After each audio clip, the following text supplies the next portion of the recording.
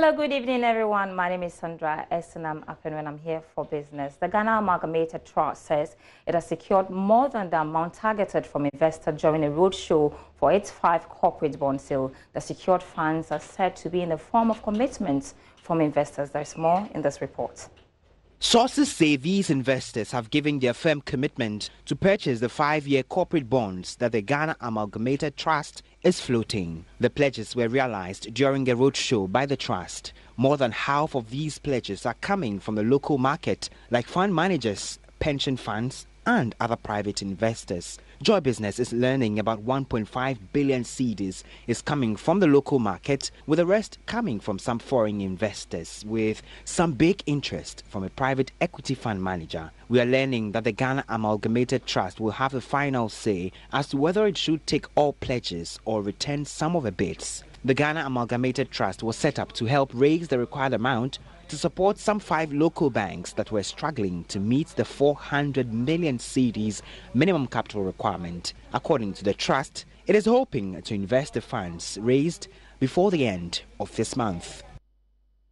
Minister of Aviation Kofi Adda said bloated cost of Terminal 3 project has inhibited the Ghana Airport Company Limited from embarking on new projects. The new Kotoka International Airport Terminal 3 was constructed at an estimated $274 million, half of which came from the African Development Bank.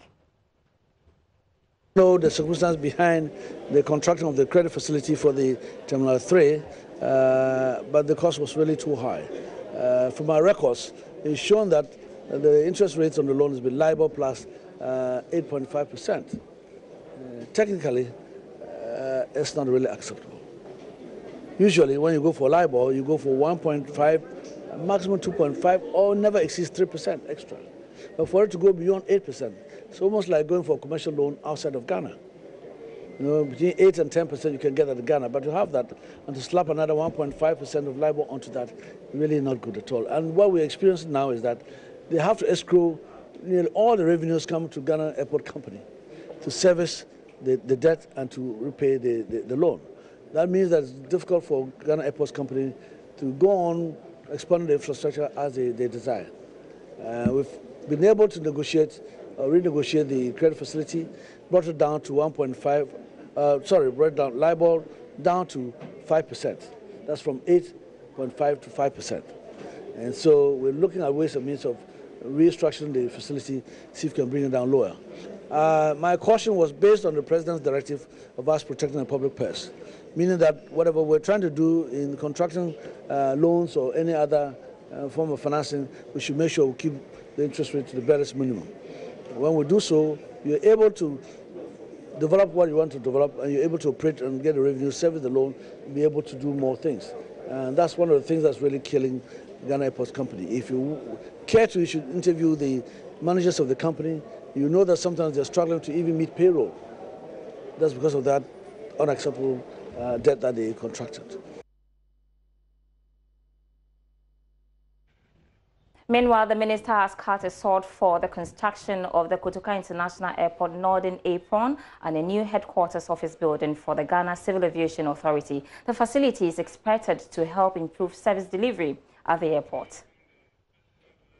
The sword-cutting ceremony was to pave way for work to begin on the construction of a new 8-story ultra-modern headquarters office for the Aviation Authority. It is also for the construction of a 14-apron stand at the northern air side of the Kotoka International Airport. The apron is essentially the area at the airport where aircraft are parked for loading and offloading passengers and goods. Minister for Aviation Joseph Kofi Adda said the development will enhance Ghana's position as an aviation hub. While the world gets to know that we're improving on the operations of Civil Aviation Authority, then there'll be higher confidence in terms of them being able to oversee what needs to be addressed to ensure that the airwaves are safe and secure. As to the apron, the construction, when completed, as stated in there, would be able to accommodate some 16 aircraft of various sizes. The largest one, like the A380, the mid-sized ones, as well as the smaller aircraft. So a total of about 14 aircraft that we can accommodate. And so with the growth in that number, it means that any more aircraft that are coming in would find a good place to be able to park there. So these are some of the things we're working on in getting the place adequately prepared to accommodate any kinds of airline, any kinds of aviation service that may be needed in the country. So I think we are on as far as the vision of the President is concerned, which is making this the aviation hub. The old Ghana Civil Aviation Authority headquarters building was constructed in the 1960s, but currently lacks adequate space for activities of the regulator. Simon Alote is the Director General for the Ghana Civil Aviation Authority. He tells Joy Business the new building will be completed in 24 months. The existing building was built over 50 years ago, and it is too small to accommodate expanding operations. We need a building which can house all our staff who are scattered at different buildings around the airport. So that's the essence of constructing this ultra-modern 8-story building. And the project is jointly being funded by the Ghana Civil Aviation Authority and the project contractors, Amandi Investments Limited. We anticipate that it should be completed within 24 months. That's the timeline for completion. For Joy Business, Sheila Tamaklu. Let's do other stories now. An executive director of Omni Basic Bank has given a firm assurance of his bank meeting the 400 million cedis minimum capital requirement set for commercial banks in the country. His assurance comes as some universal banks await the Ghana Amalgamated Trust for funding to meet the March 2019 deadline. Speaking to Joy Business, executive director of Omni Basic Bank, Philip Oti, said GAT is on course to beat the deadline. That working as a private equity fund.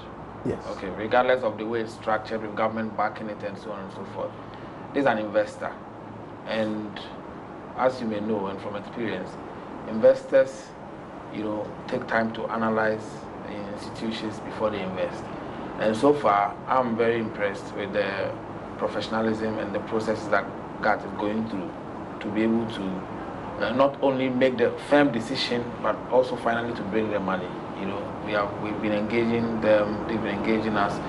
They brought in some consultants to do the assessments. They brought in PwC to do financial due diligence, Benty Angel to do legal due diligence, and so far it's going well. The money is not in, but I'm very, very hopeful that the money will come in. Mindful of the deadline given you by the central bank? Well, I think I'll leave that to God to answer. But I see very good effort and very good progress.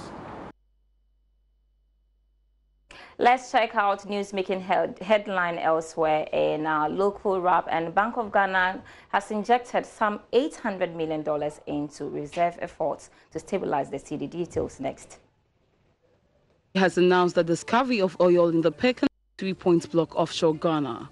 The Norwegian company in the state the Pecan South 1A well was drilled south of the main Pecan field in the deepwater Tanokip 3 Points block and encountered oil. The country's reserves this month to stabilize the cedi against major international currencies, especially the dollar. The head of financial markets at the central bank, Stephen Opata, told the Daily Graphic that the accumulation of more dollars would help increase the net international reserve to around $4 billion, enough to provide confidence in the system and help stabilize the free fall of the local currency. The Aviation Ministry says it will not relent in negotiating more routes for airlines operating in the country as it strives to make Ghana an aviation hub. Ghana currently has over 65 bilateral air service agreements with countries in both Europe and the Americas, permitting airlines to operate into these areas.